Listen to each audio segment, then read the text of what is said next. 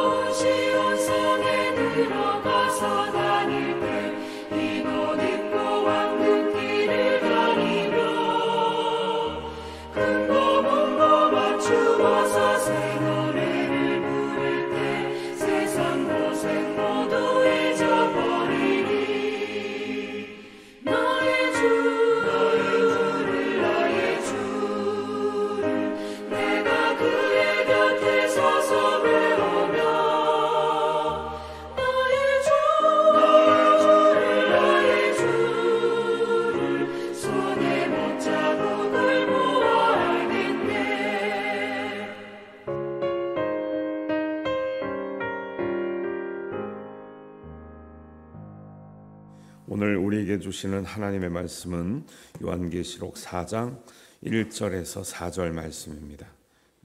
우리 한 목소리로 봉독합니다.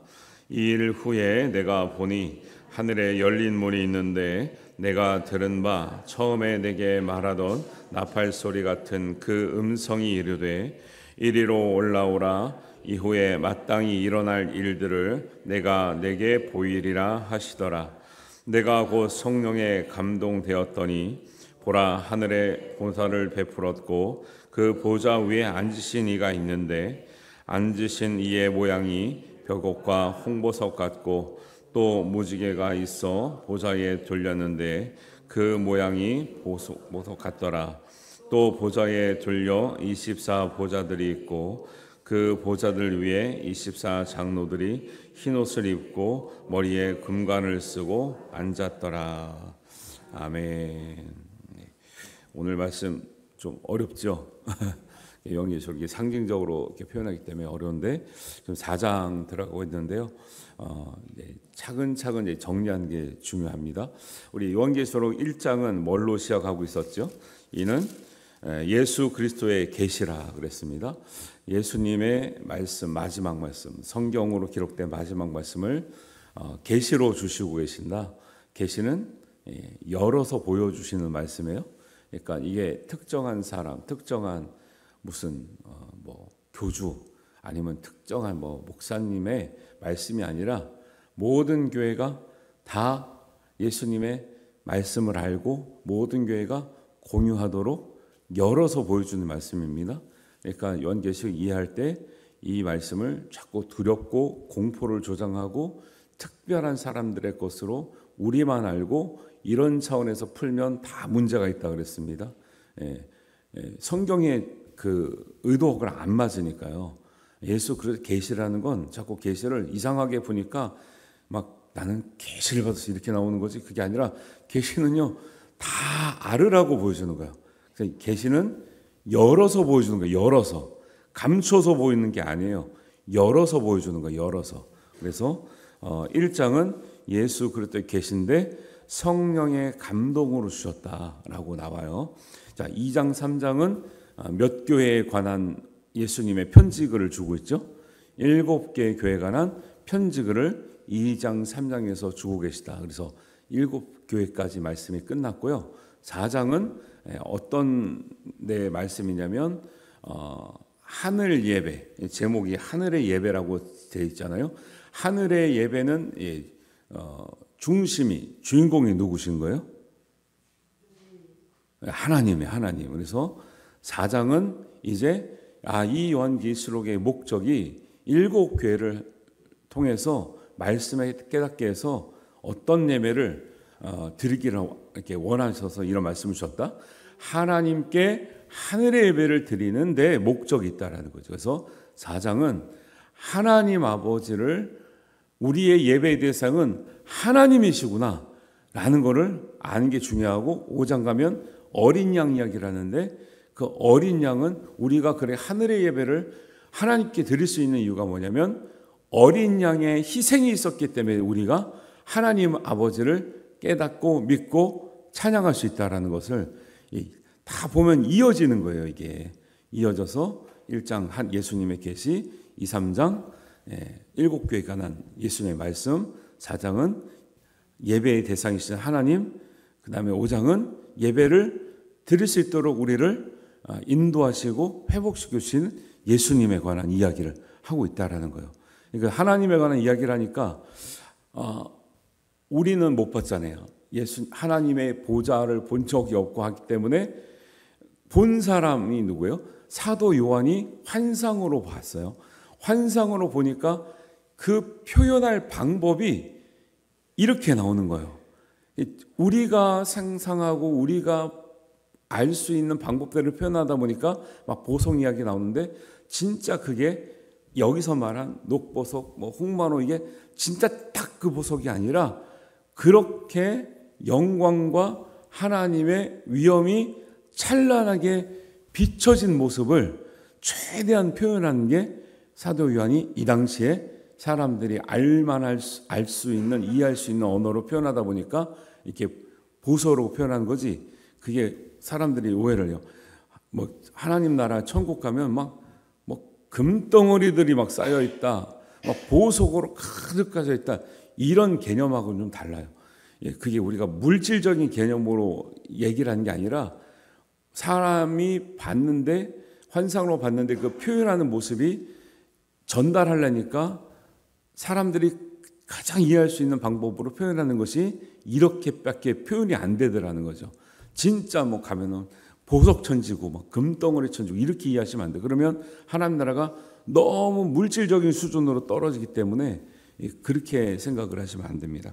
그래서 4장 1절부터 4절이 조금 어려울 수 있는데 천천히 잘 보시면 됩니다. 그래서 4장에 들어가는 이제 그 말씀이 이렇게 된다라는 거예요. 그래서 사도 요한이 본 환상이 크게 4가지거든요. 그래서 1장에 교회를 위해서 주시는 말씀이 이제 이렇게 한 번 나오고, 그다음에 4장에 지금 또 성령의 감동을 받아, 1장에도 1장 10절에 보면 성령의 감동을 받아 보게 됐다는 걸 말해요. 그래서 4번의 환상은 그 4번의 환상이 어떻게 하느냐 봤을 때 성령의 감동을 받아서 데리고 올라가서 보여주셨던 이런 장면들이 있거든요. 그게 1장 10절에 한번 나오고 4장 2절에 나오고 17장 3절에 나오고 21장 10절에 나와요. 그래서 사도 요한이 크게 본 환상이 이제 한 번 보면 쭉 이어지는 거죠. 다환상 볼 때까지. 그래서 이제 예를 들면 뭐 4장부터 이제 본 그 이후에는 이제 그런 내용들이 나오는 거죠. 그래서 이제 4번의 환상을 통해서 말씀을 전달하고 있는데, 오늘은 이제 하나님과 예수님에 관해서, 또 그다음에 나중에 뒤에 따라오는 인과 또 그다음에 나팔 뭐 이런 얘기들이 나오는 거죠. 오늘 4장 1절에 보니까 이일 후에 내가 보니 하늘에 열린 문이 있다 그래요. 하늘의 문은 믿는 사람들을 향해서 열려 있는 줄 믿으시기 바랍니다. 닫힌 문이 아니에요. 열린 문이에요. 그래서 여러분, 열린 문 교회 이름 들어봤죠? 그러니까 하나님, 그다음에 열린 교회라 그래요, 닫힌 교회라 그래요? 열린 교회라 그러죠. 열린 예배라 그래요, 닫힌 예배라 그래요? 열린 예배라 그러죠.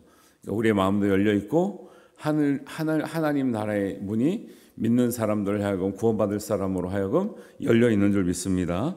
그래서 그 열려 있다는 이제 말은 구원받을 사람들에게 하나님의 은혜가 만민에게 다 가능성과 기회와 은혜가 있다라는 뜻을 가지고 있죠. 그래서 이 하늘에 열린 문이 있는데 그것을 볼 때에 음성을 들었습니다. 무슨 음성을 들었죠? 나팔 소리 같은 그 음성이 이르되 그래요. 근데 이 나팔 소리 같은 음성은 어디에 나왔냐면 1장 10절에도 나왔죠. 나팔 소리 같은 큰 음성이 이르되 그래요. 여러분, 예수님의 말씀, 하나님의 말씀은, 만약에 내가 하나님의 말씀을 들었다, 예수의 말씀을 들었다 하면 그 말씀은 아리송하지 않습니다. 예수의 말씀은, 음성은 분명히 우리가, 물론 소리라긴 차원보다는 내가 이게 예수님이 나에게 말씀하시는구나를, 그 뜻과 의미를 분명하게 깨달을 수 있다라는 거예요. 어떤 사람은 이렇게 하나님 말씀이 들은 것 같은데, 깨달은 것 같은데 긴가민가 하는 분들이 있어요.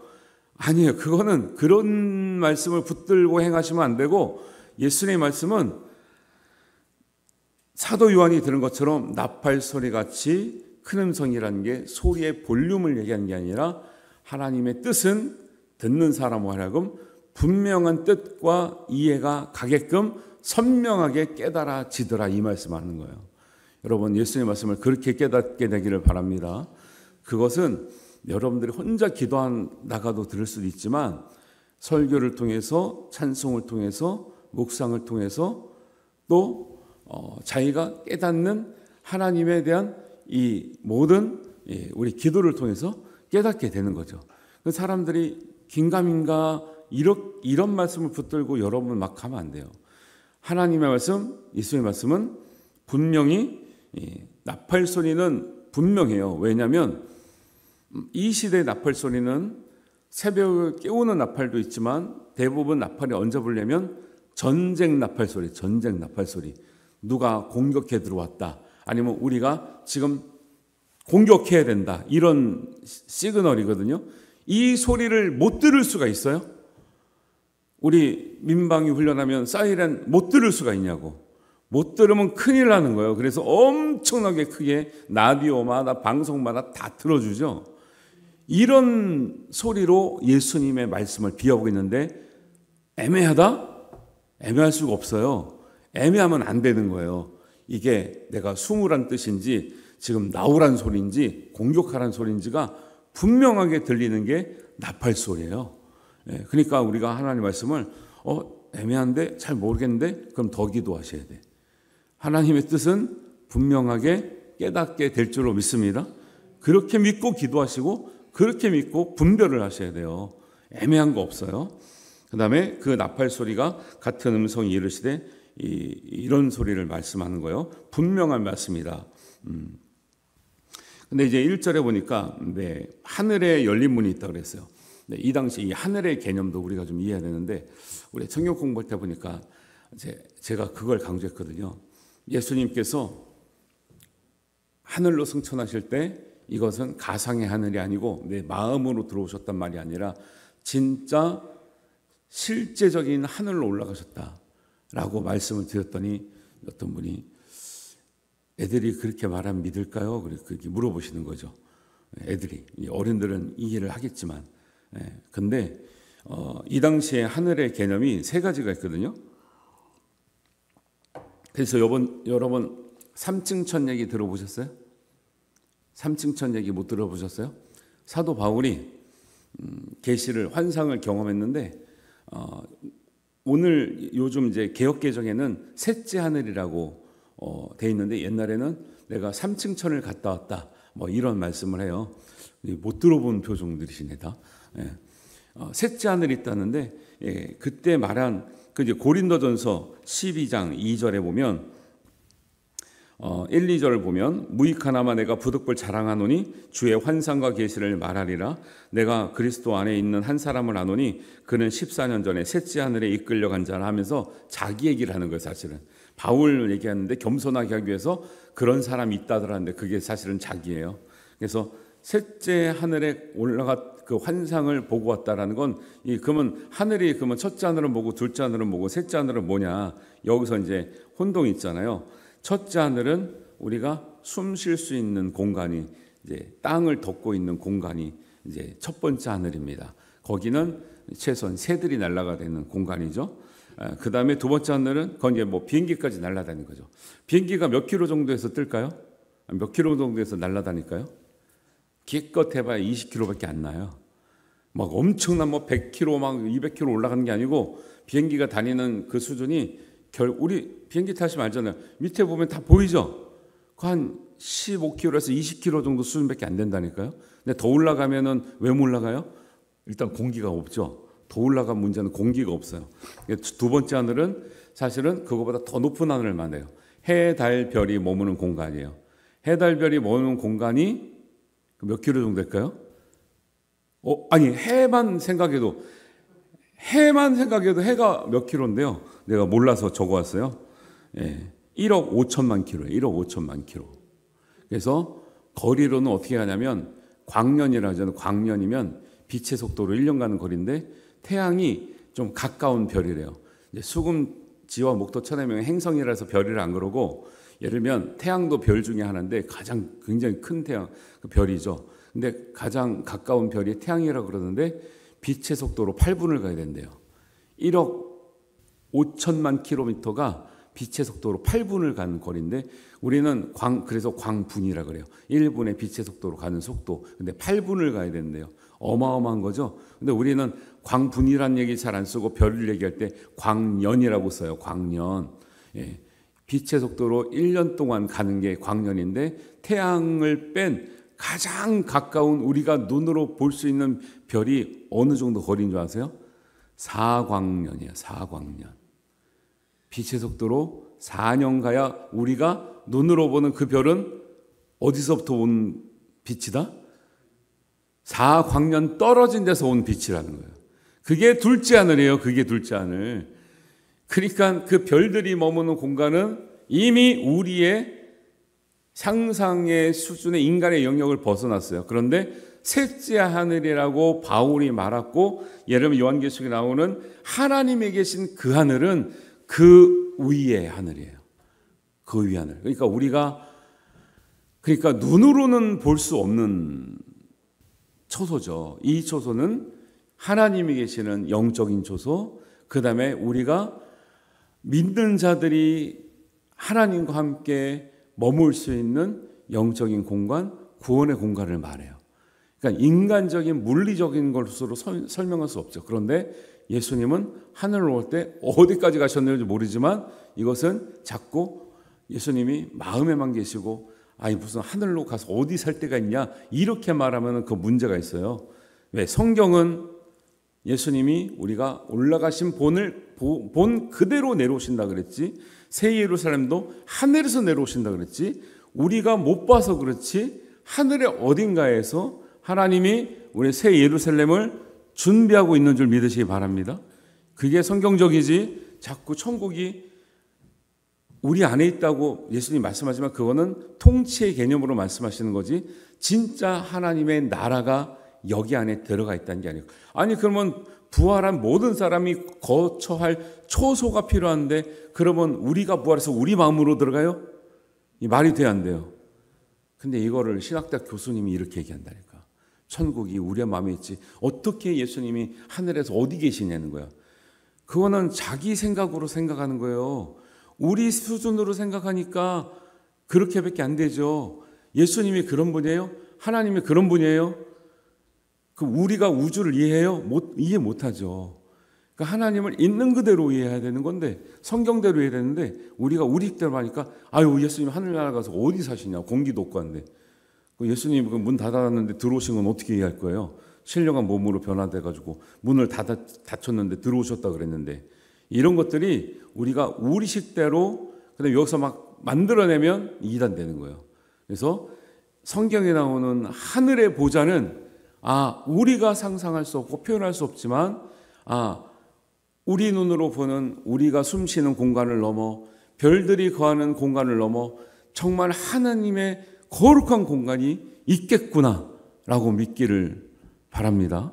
이런 것들을 이렇게 정리를 해야 오해가 없고 이단 쪽으로 안 빠지는데, 이거를 막 다른 쪽으로 막 인간적인 생각을 붙여서 막 하는 얘기를 들으면 오히려 더 그럴싸하거든요. 그러니까 그런 것들을 따라가게 된다는 거죠. 그래서 이런 것들을 잘 이제 이해하시고, 바울도 3층천 셋째 하늘을 이미 언급했다라는 거예요. 사도 요한이 말한 하늘을 바울도 환상 가운데 경험했던 이런 이제 말씀이 있다는 것을 우리가 알 수 있는 거죠. 그래서 구원받은 자들에게 열려 있는 하나님 나라를 이야기하고 있으시다라는 거예요.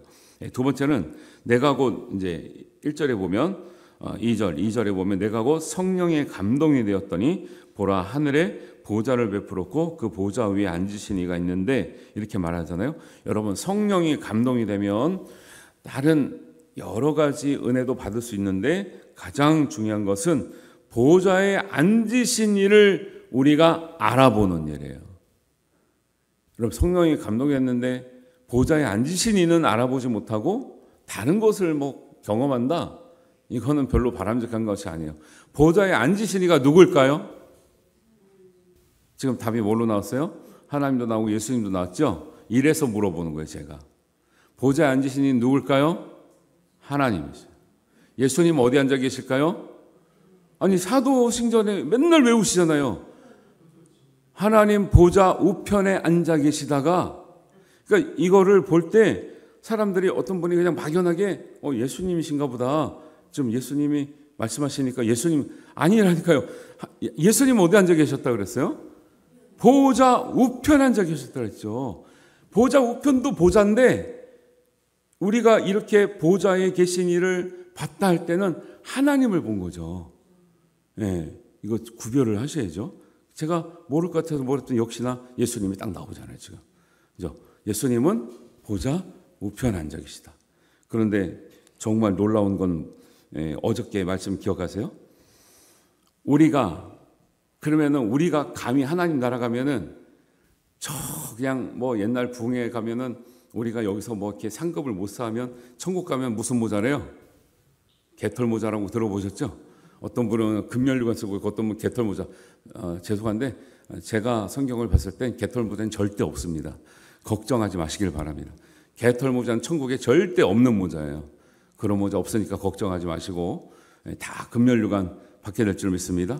그럼 우리는 자꾸 개털 모자식으로 생각하니까 천국에 가도 우리가 저 막 좀 믿음이 약하고 아니면 뭐 예면 상급이 없고 뭐 이런 사람은 저 끄트머리 해가지고 그냥 부끄럽게 있는 줄 알죠. 그렇지 않습니다.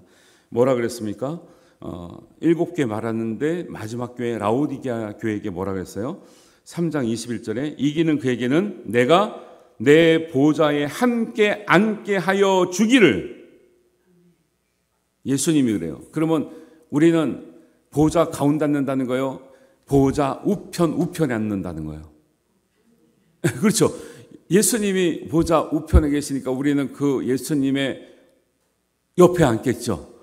예수님의 보좌가 클 수도 있지만 예수님 자기 자리를 우리의 함께 해주게 했다는 게 뭐냐면 믿음으로 승리한 사람에게 주는 영광의 자리가 어디냐면 예수님 같은 자리라는 거예요. 이게 얼마나 어마어마한 약속인지 몰라요. 하나님 다음으로 예수님이 앉는 그 자리, 하나님 자리는 아니지만 예수님이 아들이신 예수님이 앉는 그 자리를 믿음으로 이긴 자에게 같이 앉게 해주겠다는 이 말씀인데 이게 어마어마한 거죠. 어마어마한 거. 근데 무슨 개털이 어디 있어요? 뭐 천국에. 저도 옛날에 부흥회 다닐 때 그런 얘기 들었거든요. 근데 그때는 몰랐지. 그런가 보다 했지. 그런 얘기 하면 안 돼. 왜? 천국에는 그런 거 있다고 생각하면 천국이 너무 초라해지고요. 천국이 너무 하찮아지는 거예요. 아니에요. 천국 들어가는 백성들은요. 생명의 면류관, 생명나무의 열매, 흰돌, 철장 권세, 예수님 보좌에 같이 앉게 되는 은혜가 있을 줄 믿습니다. 어디 개털 같은 게 있습니까? 옛날에 저한테 말씀 전했던 목사님한테 가서 따지라 했더니 천국에 계셔요.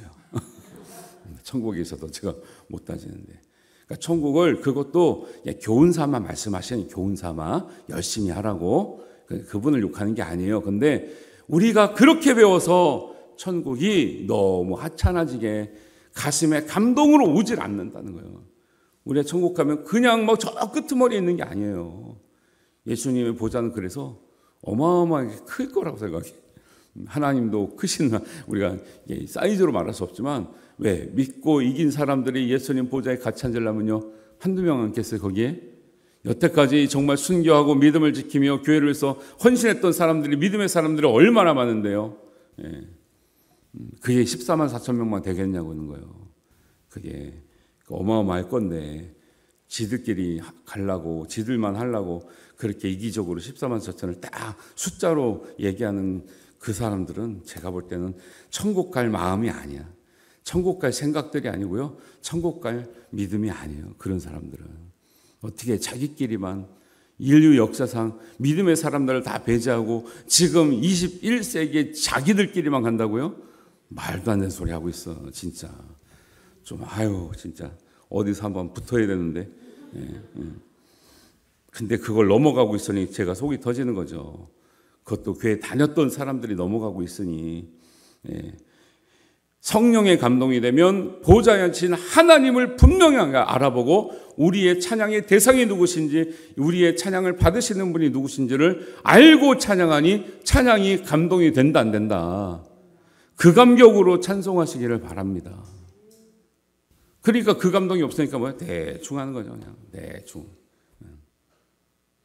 찬양대는 그 감동으로 찬양대를 쓰시는 거예요. 찬양 단도 그렇고 그거를 대신 불러준 거예요. 그래서 이제 하나님 나라 가면은 뭐 여기는 생물이라고 나오기도 하고 24보좌, 24장로 막 하나님의 막 영들이 막 찬양하는데요. 그분들의 주 목적 24장로가 나오거든요. 그 주 목적이 뭐냐면 하나님 찬양하는 거, 하나님 찬양. 감격스러운 마음으로 하나님 찬양하고 보좌 계신 하나님께 거룩하다 거룩하다 그의 능력과 위엄과 존귀와 영광이 막 이렇게 나오는데 여기서 그걸 연습하고 가는 건데 우리는 찬송 갈 때 뭐 찬송 빨리 끝나고 지나가고 막 이런 거잖아요. 그래도 성령의 감동이 되면 우리가 예배하는 그분이 누구신지 분명하게 깨닫고 인식하고 예수님이지 하나님이지 헷갈리는 게 아니라 영광의 대상은 예수님도 받으시지만 제1대상은 하나님이시죠. 하나님께 예배하는 거죠. 예수님의 은혜를 받은 사람들이 하나님께 예배해요. 성령의 감동을 가지고. 그래서 성령 감동을 받으면 하나님을 분명하게 알게 돼요. 근데 그래서 성령의 감동을 받은 사람들이 하나님을 분명 알게 되는데 말씀조차 분별하지 못하고 넘어간다? 그건 감동받은 게 아니죠. 3절입니다. 앉으신 이의 모양이 벽옥과 홍보석과 이게 나와요. 벽옥은 거룩을 상징하고 홍보석은 성결을 상징하고 무지개는 신실한 약속을 상징하고 녹보석은 은혜를 상징하거든요. 근데 이것은 물질적인 차원을 말하는 게 아니라 보석이 전체적으로 나타내고 있는 하나님의 영광과 광채를 말하고 있다라는 것이지, 천국에 가면 보석해서 내가 잘 살아야지 이런 생각하시면 안 돼요. 금덩어리가 가득하구나 이렇게 하면 안 되고, 표현할 수 있는 방법이 이것밖에 없다는 거죠. 사도 요한이 본 것을 사람들이 이해시키려니까. 4절입니다. 또 보좌에 둘려 24 보좌들이 있고 그 보좌들 위에 24 장로들이 흰옷을 입고 머리에 금관을 쓰고 앉았더라. 24 장로들을 또 이단들이 이상하게 얘기합니다. 이것들이 뭐 하늘나라의 서열이라 그러고 남자만 그래서 장로 돼야 된다 그러고, 여기 남자밖에 없잖아요. 장로. 그러니까 하늘나라 가면 이 24 장로는 다 남자래. 이런 헛소리들을 하고 있다는 거예요. 그랬더니 24 장로 중에는 뭐 엘리야, 모세 막 이런 사람도 있대요. 헛소리, 다 헛소리입니다. 여기는 사실은 엄밀하게 말하면 2000년 역사상 24 장로가 명확하게 누군지를 사실은 구별할 수가 없어요. 그런데 정통적인 신학에 있어서는 24 장로들을 14만 4천을 풀 때도 마찬가지고 구약의 12지파와 나 12지파 장들이겠다. 그 다음에 신약의 12 제자들이겠다. 유다 말고요. 유다 빼고 마띠아가 됐잖아요. 12지파, 12 사도들을 합친 숫자의 상징적인 숫자라고 하고, 그들의 대표들이 하나님의 보좌 옆에서 하나님 보좌를 둘러하면서 주님을 찬양하고 있구나, 하나님을 찬양하고 있구나, 이렇게 이해를 하셔야 됩니다. 이걸 가지고 다른 설명 덧붙이면 이단입니다. 24 장로 가지고 설명이 다른데 근거가 없어요. 성경에. 이걸 딱 누구라고 말할 수가 없어요. 근데 이거를 가지고 누구다 해가지고 이렇게 그래가지고 상급 있고 막 서열이 있고, 그러니까 지금 충성해야 되고 그래가지고 막 이렇게 말하는 거는요, 다 인간적인 소리입니다. 이런 것도 있다는 거 아시고, 그들은 어떤 옷을 입었대요? 흰옷, 영적인 순결과 거룩을 상징하는 흰옷을 입고 금관을 쓰고 있대요. 순종과 믿음을 상징해요. 그리고 하나님 앞에 받을 상급을 상징합니다. 그런 사람들이 다 하나님 보좌 주위에, 여기는 이제 둘려 있다 그랬잖아요. 둘려 있다는 거 주위에 이게 있으면서 하나님을 찬양하고 하나님의 그 존귀와 영광을 드러내는 이런 일들이 있는 곳이 뭐예요? 하나님 나라 하늘 예배의 그 순간, 시간, 그런 모습이 된다라는 것이죠. 지금 4절밖에 안 했어요. 이게 의미가 크기 때문에 좀 더 읽으면은 설명할 게 많으니까 못해요. 그러니까 4절까지만 딱 잘랐잖아요. 생명의 삶도 아는 거죠. 이 4절 안에 들어있는 의미가 얼마나 큰지를 아는 거죠. 그래서 이런 것들을 복음주의 관점에서 정통적인 신학에 관해서 이해를 하셔야지, 이거를 딴 데서, 여기서는 교회에서는 못 듣고 딴 데서 다른 말씀을 자꾸 들으니까 교회 와서 딴 소리를 하셔요. 그리고 다르게 이해를 하세요. 그래서 이런 거를 잘 보시고, 하나님의 분명한 음성, 성령의 감동에서 하나님을 분명히 알아보고 깨닫고 하나님께만 찬양하고 예수님께만 찬양하고 그 영광의 자리에서 우리 함께 누릴 수 있는 은혜가 있게 되기를 바랍니다. 기도하겠습니다. 하나님 아버지, 은혜를 감사합니다. 우리에게 주신 하나님 말씀을 깨닫기 위해서 새벽을 깨우며 우리가 믿음으로 또 성경으로 우리가 배웠습니다. 우리도 하나님 믿음으로 승리하여 하나님 보좌 주위에 하나님을 정말 그 주님의 전능하심과 또 존귀와 영광과 감사를 올려드리는 믿음의 승리자들이 되게 하여 주시옵소서. 주님께서 온전히 마지막까지 믿음으로 승리하게 하실 줄 믿사오며 예수님의 이름으로 기도하옵나이다. 아멘. 하늘에 계신 우리 아버지, 아버지의 이름을 거룩하게 하시며 아버지의 나라가 오게 하시며 아버지의 뜻이 하늘에서와 같이 땅에서도 이루어지게 하소서. 오늘 우리에게 일용할 양식을 주시고 우리가 우리에게 잘못한 사람을 용서하여 준 것 같이 우리 죄를 용서하여 주시고 우리를 시험에 빠지지 않게 하시고 악에서 구하소서. 나라와 권능과 영광이 영원히 아버지의 것입니다. 아멘.